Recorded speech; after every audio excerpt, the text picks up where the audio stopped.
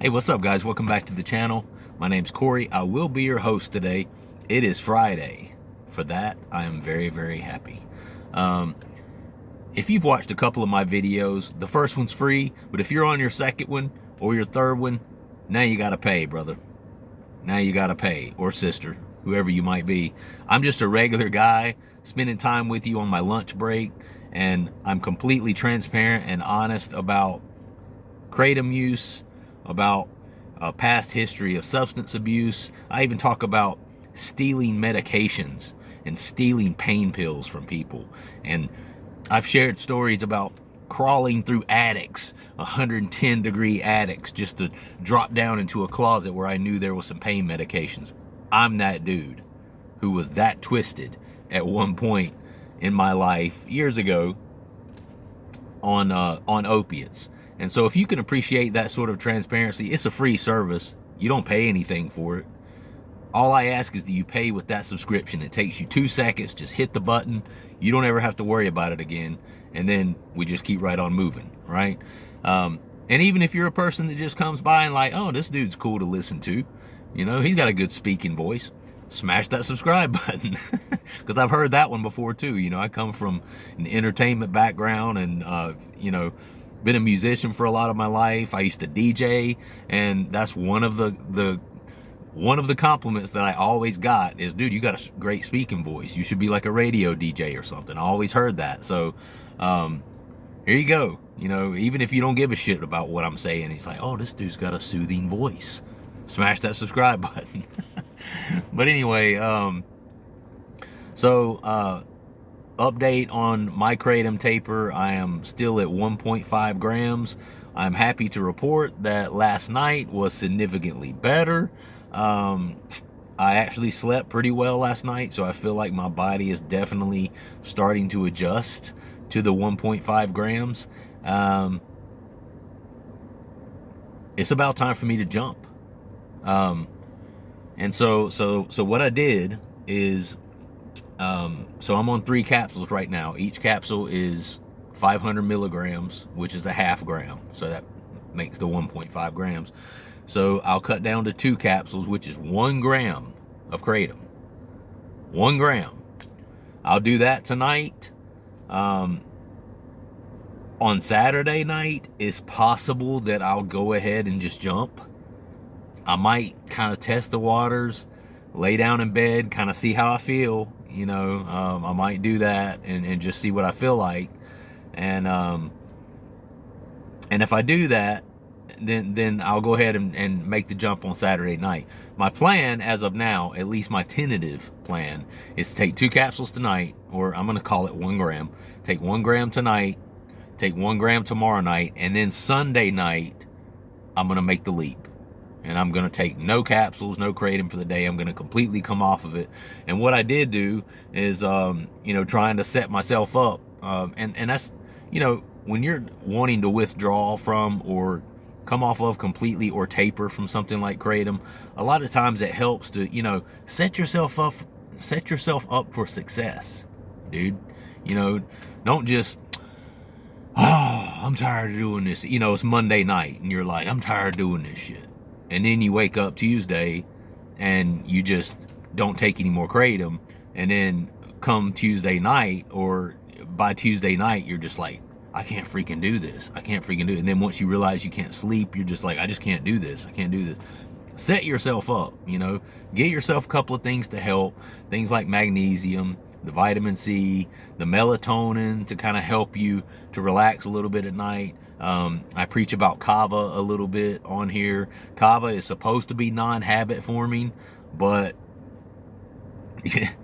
I think that could be debatable if I'm going to be completely honest with you. I've actually been using some kava throughout this process while tapering down from Kratom, and I've actually a couple of times had to be like, okay, why are you thinking about taking kava right now?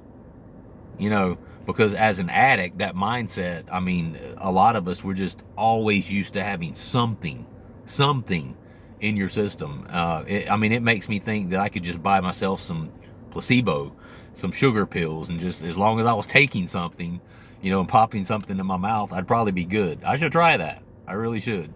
Just give me an empty capsule You know, as long as I can pop a couple of pills in my mouth, I'd probably 30 minutes later be like, oh, I feel great. Like, dude, they were empty capsules. But, you know, it's a mindset thing. It really is. You know, we're built different. You know, our minds are structured differently than people who have never struggled from an addiction. So they say kava is not habit forming, and it has the reverse tolerance and all this stuff. But I have noticed throughout this past week or week and a half, the effects of it itself doesn't necessarily like give you a high or a euphoria. It doesn't for me anyway. Of course, I'm not taking a large amount of it. I'm one of those people, I'll take a couple of little swallows of a kava drink that I make. I'll keep it in like a mason jar, and then I'll just kind of sip on it from time to time. So I'm not taking a lot at a time. So that could be an explanation as to why I'm not really getting a full spectrum sort of experience, you know, with it. But I'm more so just kind of using it to kind of help tone down, you know, the withdrawals a little bit. Kava is known to kind of help with that, even though it's very dissimilar to kratom in the way it affects your brain, and it doesn't hit the opiate receptors or anything like that. So I don't think it's necessarily a slippery slope in that way. But the point I'm making is, set yourself up when you go to come off of kratom, or you're going to taper, or you're doing a cold turkey. You know, don't just decide on Monday afternoon, I'm tired of this shit, and then, you know, Monday night, I'm not taking anymore. Especially if you're someone who's been taking a large amount, 20 grams per day, 25 grams per day, 30 grams per day. Some people out here are taking 40, 50 grams per day.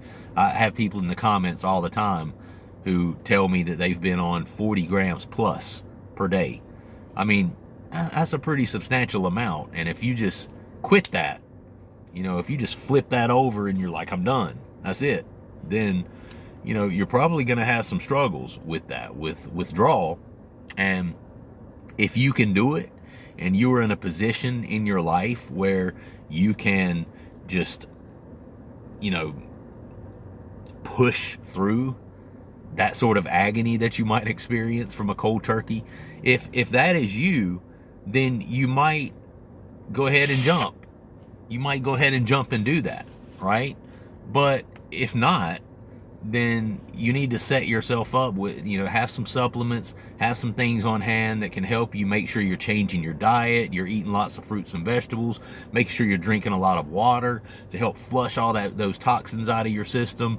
If you can, try to set yourself up to where maybe you when you first start, you do your first couple of days when you have a couple of days off from work, you know, maybe whether it's on the weekend, or, you know, you've taken a couple of vacation days and you've kind of set yourself up to where you can struggle for a couple of days and it's not a big deal to anyone, right? And me, I'm a very, very, very busy person. I have 2 children, I have a wife, I have a job, I have parents who are elderly at this point, as I'm a 47-year-old guy, so my parents are almost 80, you know, and there's times I have to go and help them with things. So I'm just a very busy person. So for me, at this point in my life, you know, I made the choice to go ahead and do a taper, just to kind of make it a little more manageable and doable for myself. But the point I'm making is, if you're going to come off, or you're going to do a cold turkey or taper, set yourself up for success. Because a lot of people, what they do is they, you know, they get a little bit too gung-ho and they're like, I don't want to do this shit. And then they just immediately and abruptly stop. They don't have any supplements. They don't have any plan in place. They haven't taken any time off work. And then what happens is they try to go back the very next day after stopping and try to face this big bad world without kratom all of a sudden. And then they're just like, their body, their mind, their spirit, their energy, everything is just completely wrecked, right? And then, you know, when they try to go back to all these regular adult responsibilities that they have, and a lot of people find that, dude, bro, I just can't do this, you know, I'm gonna have to figure out a different time to do this. I just got this and that this to do, and I couldn't, you know, I had to work and that to go do this. You know, people just get overwhelmed by it, because you got to remember, you have trained yourself to be used to doing all these things under the influence of Kratom. Not only do you not have the Kratom anymore, but you feel somewhat like shit because you're going through physical and mental withdrawals. So you actually feel worse than you would have, you know, I mean, it's almost like being depressed and having the flu and then having to go and do all of your responsibilities every day. It's just not a good thing, and it's one of those things where there is a high rate of failure because of that, because people don't really set themselves up for success. And it's not my first time to the rodeo, and I've been through some tapers, and I've been through some cold turkey withdrawals before. So this time around, I tried to make sure I was ready. You know, I tried to make sure I had at least a good amount of supplements, that I had my mind right to go ahead and accept what I'm about to go through, made sure that my exercise was on point, made sure that I was keeping my diet on point, because I'm one of those people, I do that anyway. You know, I did that when I was on Kratom. I exercised all the time, eat super healthy, fruits, vegetables, drink tons of water every day. You know, I'm that guy. I always did that. And so, you know, that part of it didn't change for me, but I cannot overstate how important it is to maintain a good, healthy life balance in terms of exercise, diet, that sort of thing, and have some supplements on hand that can kind of help you get through the toughest part of it. And so when I jump on Sunday night, I actually took a vacation day on Monday. I need one anyway, because I've hardly had any time off since my son has been born. As you know, I've not been sleeping that well at night with an infant in the room with my wife and I. So I thought to myself, you know, I'm about to make the jump. You know, I've been talking about using a vacation day. My wife's been trying to talk me into using a vacation day so we can just have a day to just kind of chill, hang out, do whatever we want to. So I'm taking Monday off. So I'll jump on Sunday night and not take any Kratom for that day. And then that way, if, you know, during the night Monday, I'm still having kind of some lingering effects of withdrawal and stuff like that, then Monday, I don't have to get up and go to work and be a responsible adult. I mean, well, you know, I'll be at home and I have to be a responsible adult. You know, both my son is home from school for the summer, my 17-year-old, and then my baby obviously will be there. So I'll have to do those sort of things. But, you know, I'm pretty much past, I think, any daytime physical withdrawals at this point. For me now, it's just been mainly like a little bit of insomnia here and there, you know, depending on how aggressively I've been chopping down my dose. But like I said, yesterday I took 1.5 grams and I actually slept okay. I mean, I had a couple of moments like when I woke up where I was like, you know, still kind of having just a little bit of discomfort, like in my chest, and where my body just kind of didn't want to relax. But, you know, it takes a little bit of time for your body to reset itself and to rewire itself. Because when you've been pounding it with, you know, something like Kratom that just attaches to those opiate receptors in your body, your body becomes dopamine depleted. And, you know, your central nervous system doesn't know what's going on. It's firing all over the place, right? And so that's why your body, especially your central nervous system, when you come off of something like Kratom, has trouble, right? And so that's kind of where I'm at. That's what my plan is. Like I said, I'll be off Monday. So the good news is I plan to, on Monday sometime, I'll sit out by the lake. I'm off on Monday. We got a lake behind my house. I'll do a quick video with you guys on Monday and kind of let you know how it went, you know, how my night went, how it was my first day completely off of Kratom. All right, so stay tuned in for that. I will still be doing a video Monday. It'll just be at my house in a different location, and I'll let you guys know how it went, you know, and I'll officially be off. It's been a long time coming, so stay tuned to that. All right, so I'm gonna read a couple of comments here after I take a sip of this here coffee.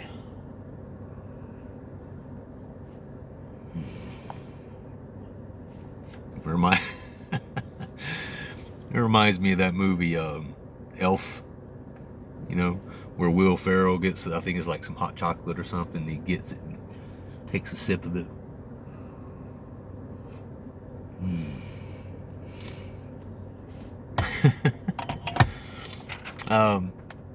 At Puffball 4484, love the name, by the way.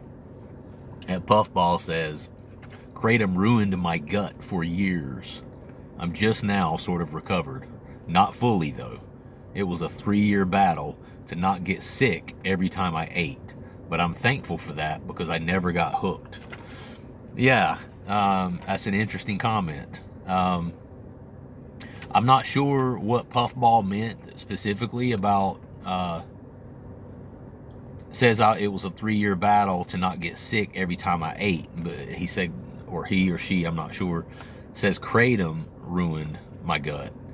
So I don't know if they mean because they were taking Kratom, they had trouble keeping down food because of it, like maybe nausea or something like that. I'm not sure. But I will say that, it's pretty common. It's a pretty common downside and side effect and complaint about Kratom. I myself personally never really experienced a lot of trouble with this. And I think it's one of those things too where it's all relative. It depends on the person. It depends on other aspects of your life, like your diet, what kind of things you're eating on a regular basis, what kind of things you're drinking on a regular basis. I think a lot of that plays into it as well. And then, a lot of it is just, we're just all built differently. And I can attest to that because I've talked about before how my wife, my wife struggled at times with becoming nauseated when she took Kratom. Now, my wife, never took it in the amounts that I took it, which is quite ironic because she would take, a measly like gram, maybe gram and a half at a time. That was pretty much her limit, is about how much she took. And she would get a little bit nauseated from that. And, I could pop down 5-6 of the capsules with no problem. And, I never felt any ill effects of the stomach. I never had any trouble really with my bowels, but like I said, I'm a person who, while I was taking the Kratom, while I was doing this, and I never was taking huge amounts of it, but I was always eating fruits, vegetables, nuts, almonds, walnuts, healthy meats. I would drink at least probably 70 to 80 ounces of water every day. I was always exercising to kind of keep my gut moving and my gut health in check. And, all of that stuff helps. So it's one of those things for me, I never really experienced a lot of gut problems. But again, some people are just more sensitive to that sort of thing. And that could be the case with Puffball here. But hey, whatever helped. They say here that I'm thankful that it messed your gut up because you never got hooked on it.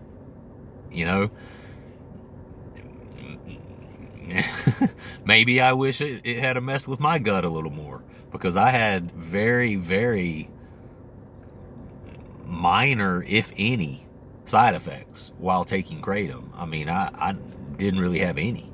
The only issue that I would have is when I tried to stop taking it. Then I would feel like shit. And I would be like, well, damn, this sucks. While I was taking it, it was all good, man. I never really had any trouble with, anything, really. There's a couple of times, I took Kratom for about 4 years. There was a couple of times where I, took too much of it in one day or something like that and kind of got, the Kratom wobbles a little bit, where I was like, okay, I didn't use too much, sort of thing. I had that happen, maybe a couple of times. There might have been 1 or 2 times where I felt like it kind of gave me a headache or whatever, but 99% of the time I didn't have any issues at all, and side effects with taking the Kratom. And and I think it's true when people say that opiates actually have pretty low side effects. With the harder opiates, you've got respiratory suppression and stuff like that, which they list that. A lot of sites will list that as one with Kratom. I don't agree with that. I've taken pretty large amounts of Kratom in one day, and I never noticed any sort of respiratory suppression at all. And you can absolutely recognize respiratory suppression. When I was on Percocets really bad, 12 years ago, or no, it's been longer than that.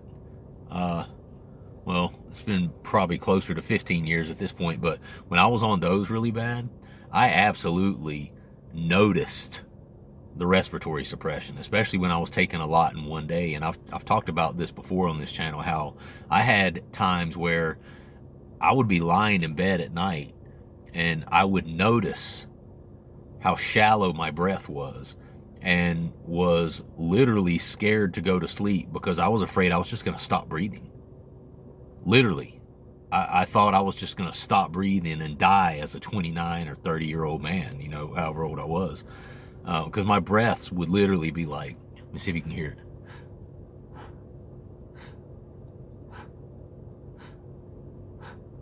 Like, that's how my breath would be. And so the harder opiates, and I know the heroin and stuff like that, respiratory suppression's a big one. I never really noticed that with Kratom. I think a lot of the medical industry's trying to kind of push that narrative, because it's similar to an opiate. But then you can look on a lot of places that say, there's never really been any studies to affirm that it does, suppress respiratory function. And I never noticed it. And I took some pretty large amounts, during my time taking it. So, and constipation, those are two of kind of the main side effects. And they say that that's one of the reasons that opiates are so hard to quit, because, you got somebody who's like an alcoholic, or someone who's addicted to meth or something like that. Those drugs serve to wreck the whole body, every part of the body. They wreck you physically, they wreck you mentally, they wreck you, your teeth, your organs. It wrecks you, and they say that one of the reasons that opiates are really tough for people to quit is because you don't get a lot of those side effects while you're using. I think more so probably from something like Kratom, because it's the plant material and stuff like that, and obviously that's probably not very ideal for the gut. It's not supposed to be really ingested in that way, even though it's pharmacologically listed as a food. I find that very strange, but its makeup is actually a food, pharmacologically. But anyway, so yeah, that's a big thing with the gut. And but at least you didn't get hooked on it, and sometimes those negative side effects can kind of keep people, from getting hooked on something. And I'm one of those people that I think that's why I've never been a huge fan of alcohol, because I'm one of those people that there's a few times in my life where I got just drunk to the point where I probably could have died, to be honest with you, like, alcohol poisoning sort of thing, and had this horrible hangover for the next 2 days. And it's just, I've had a couple of real doozies when it comes to stuff like that. And for me, that has served to kind of keep me away from alcohol in a lot of ways. I don't really mess with alcohol that much, and that's one of the reasons, because the side effects, or especially when you drink a large amount, it's just like, oh, I just can't do it. So anyway, moving on, at Stop Spying on Me 9210, we were talking about, I was telling the story about how I learned about Kratom, and how I found Kratom for the first time when I was on vacation with my wife, and how I looked it up on my phone and was like, oh, an opiate replacement, that's interesting, blah blah blah. And Stop Spying on Me, this is what that comment is related to. And he says, well, at least you knew what it was. To me, it was just something I heard on the Joe Rogan podcast, which portrayed it as something super safe. So once I got a kilo of it, I went way overboard without a second thought. I guess I'm lucky that the few times I had the MIT 45, I didn't get any euphoria at all. Yeah, I would say you're very lucky that you didn't get any euphoria. The MIT 45s are a beast, man. They're causing people to go broke out there. They're causing people to freaking, lose their cars and their houses, and they're very, very highly addictive. So, yeah, I think you're very lucky in that sense. Now you just got to pull yourself off of the kratom, my man, off of the powder, which, that's no cakewalk either if you're up to a decent amount. But yeah, no, that's a good point, and he's right. He's a good example of someone who just hears about it he's watching the Joe Rogan podcast. I've heard that actual episode that you were talking about where Joe Rogan was talking about kratom, and if I remember correctly, he didn't even really address whether it was like addictive or something like that, but he did address that it gets you high, that he took some of the capsules and that it got him high. And so I think I've seen that actual podcast. I love the Joe Rogan podcast. But yeah, perfect example. Stop spying on me. He looks at the Joe Rogan podcast. He hears about kratom, like, oh, cool, let me try some of that, having no idea that it actually has addictive properties. And then you get into it and you start taking it for a little while and dosing on it every day. Then the next thing you know, you're like, well, damn, this is getting a little bit out of control. Let me go ahead and just stop taking this. Well, then you feel like shit. And then you realize that you're locked in, right? Locked in to that relationship with kratom. And, again, I was one of those people who just completely, I kind of knew what I was getting into, so I really don't have much anyone to blame, because I bought it for the purposes of, if it's kind of like an opiate, let me try this shit out. I love opiates, right? I love opiates way too much, and so I didn't really have a good excuse in regards to that. But he also says here too in a separate comment, I'm so lucky I've never touched anything stronger than kratom. Was watching a video about what heroin is like, and the idea of literally shitting bricks got stuck in my head. I think that idea is enough to turn me off forever. Yeah, I've never done heroin. Well, no, I can't say that. And if you've been watching my videos for a while, you've probably heard me tell this story. I did get a hold of a little bit of heroin one time that I didn't shoot it up. I actually snorted it. It was a very small amount, and it was the only time in my life that I've ever even tried heroin. So I've never had an addiction to heroin per se. But pain pills are not dissimilar from heroin in that way. And I do remember when I was heavy on the Vicodins and the Percocets and stuff like that, because see, you have opioid receptors in your intestines as well, so and a lot of that material, from the Vicodins, Percocets, pain pills, whatever, gets absorbed in your intestine. And that's why you tend to have that constipation. And then that's also the reason that when people stop taking them and abruptly stop taking them, those molecules, those opioid molecules, detach and fall off of those receptors, and then you have a complete opposite effect, right? So then you get like the extreme diarrhea and the intense diarrhea and stuff. That's why people go through that when they come off of something heavier like that. And it can be that way for kratom too, especially on higher amounts. And then if you abruptly stop, I haven't really experienced a lot of that throughout the taper, which is one of the reasons I wanted to do a taper. My bowels have, for the most part, maintained some semblance of normalcy, and I think that's just from doing a slow decrease on it. But yeah, that's a real thing from what I've heard with heroin, and that's also a real thing with pain pills and other opiates.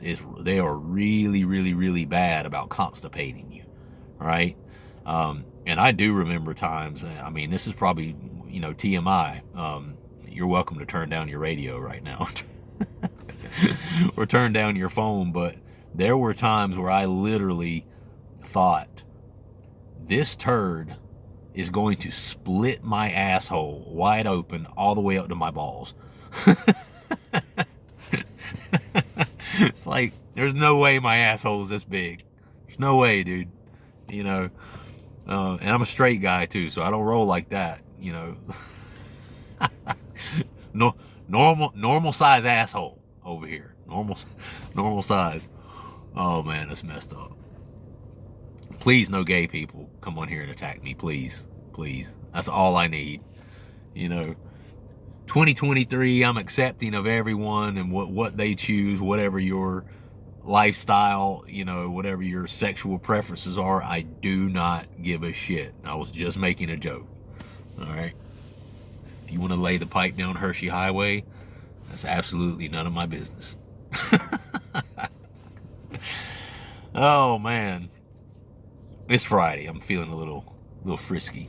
At Garbram says, I jumped off at 3 grams every 6 days. Days I could handle okay. The nights I could not. The insomnia, restless leg, and joint pain were too much. I was taking showers 2 and 3 in the morning to control panic. After 4 sleepless nights, I'm back on 3 grams. It was too soon for me. Yeah. Hey, thank you for the comment, bro. No, 100%. And this goes back to what I was just talking about a few minutes ago. Listen, man, there's a reality here. When coming off of something like an opioid, and if you're a person that doesn't have a lot of experience with it and it's your first time to the rodeo, there's a reality. It sucks. Some people can't handle it. Some people aren't ready for that shit. It is just a full body and mind fuck when you come off. It ram fucks you. I mean, from every direction. You feel sick mentally, you feel sick physically, you feel sick emotionally, you feel sick spiritually. Any way that you can feel sick, you feel sick, especially if you've been taking a large amount and then you quit abruptly. And that's what at Garbram is talking about here. And yeah, I don't blame you, man. He was at 3 grams every 6 hours, so you add that up. If he's taking that, say 3 times a day, that's 9 grams a day. You're on 9 G's per day, man, and then you just all of a sudden stop. Yeah, that's enough to put you in the toilet, my man. And I can attest to that. I mean, I'm here down to 2 grams per day, 1.5 grams per day, and yesterday, or the night before last, I had trouble sleeping on 1.5 grams per day, not 9 grams per day. So yeah, you need to get yourself down to a safe jumping point.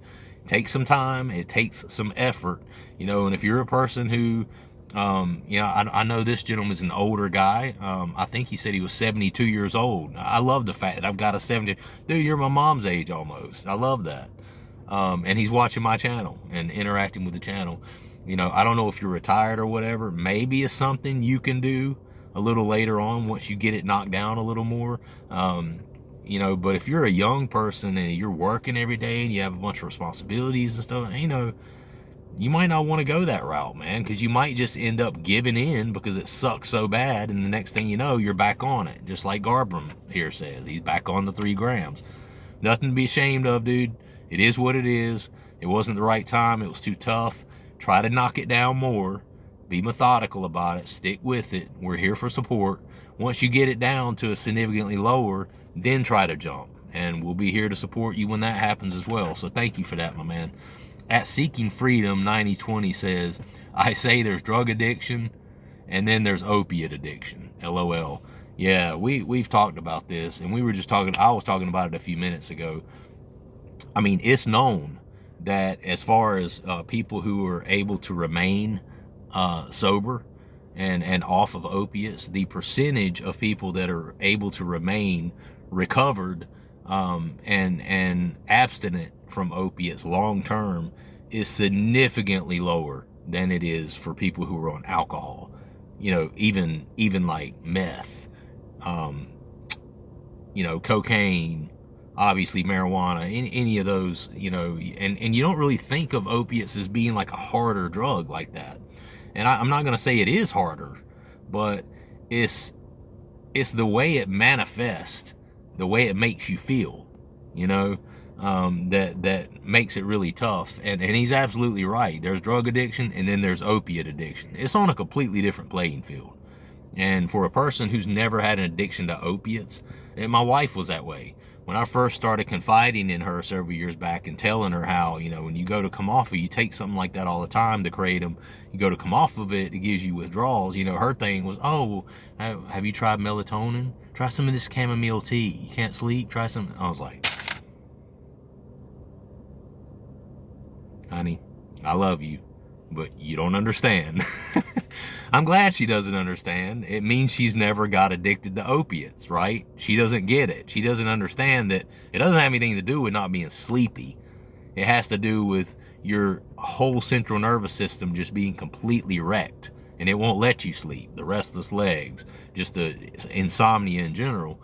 And so she didn't understand, and you know, it's one of those things where it is quite different, an opiate addiction. Thanks for the comment, bro.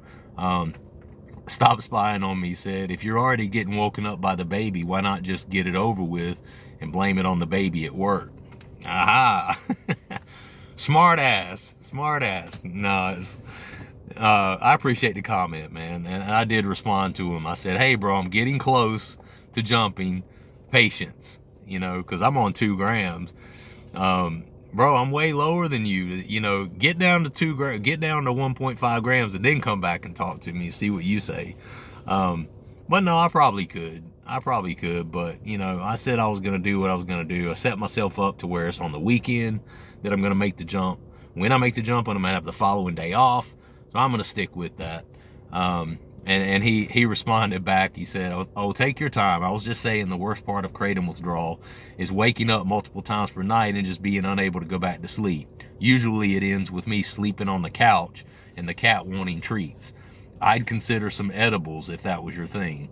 There's a company called 3 Chai or Chi that makes ones called Comfortably Numb and CBN and Delta 8. Shit works wonders.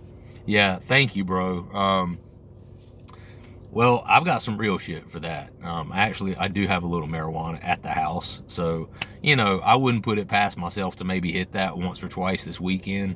When I'm doing something like this, I don't like to trade one thing for another. So I try to be careful about, you know, not turning around and just using now marijuana all the time. But thank you for the comment nonetheless. Damn, 37 minutes. That's a record. I gotta go. Love you guys. Subscribe to the channel. Like the video. Comment. I will see you next time. Check me out on Monday. Peace.